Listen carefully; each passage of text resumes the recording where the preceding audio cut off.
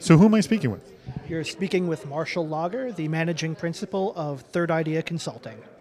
Marshall, I am intrigued with your opinion on SMBs and CRM, whether they are still hesitant to jump on to CRM or they're jumping in with both feet, and whatever your answer, why do you think that's the case? Well, I don't think I would use the word hesitant to describe them. SMBs, especially on the lower end, are coming from a startup position where they're working with whatever tools they have, and they might not be entirely aware of what they can get out of CRM. So once they're aware of it, then they're adopting it like crazy. The biggest growth rate that you will find in CRM and related technologies is in the small and medium business market. So why do you think it's taking them a while to discover it? Why is it taking? That's a good question. I think because they don't know, they just don't know what they don't know, if you don't mind me borrowing from the former government people.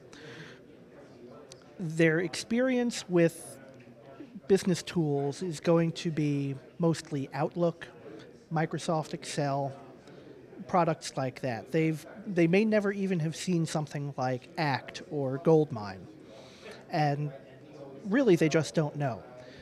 So how are they? I mean, I've actually been interviewing a lot of CRM customers, and one guy I just spoke to ran his business for 14 years on Outlook Express, and I almost gulped. I'm like, geez, seriously? How the hell did you do that? But he switched over to CRM, and now it's like a world-changing experience. And it just seems that they're getting introduced to it by colleagues. And is there any other way? Well, other than colleagues, and colleagues are a great way to start, if you're paying attention to your industry, you're sooner or later going to see an article or a blog or something on the topic. Someone's going to mention CRM. It turns up. It's a very important concept. So the smart business people, the ones who are paying the most attention to their industry, are going to find out about it first. And they're going to start their own inquiries and have a leg up on their less curious competition. Okay, now switching gears to essentially integrating CRM with other business processes. Gear has been switched. So the question is, what is being integrated successfully? And what do you think is, what are you most impressed by, I guess, with business processes integrating with CRM, and what needs to integrate next? A lot of the integrations that I've been seeing, and part of this is because it's where my practice focuses, is in social media and social networking.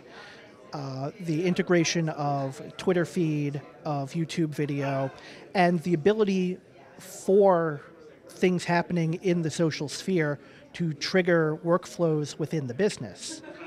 That's what I think is some of the most exciting stuff going on. Because of the immediacy of social CRM, the faster you can trigger workflows and the more focused they are on the customer, the better you're going to be able to serve them and hold them.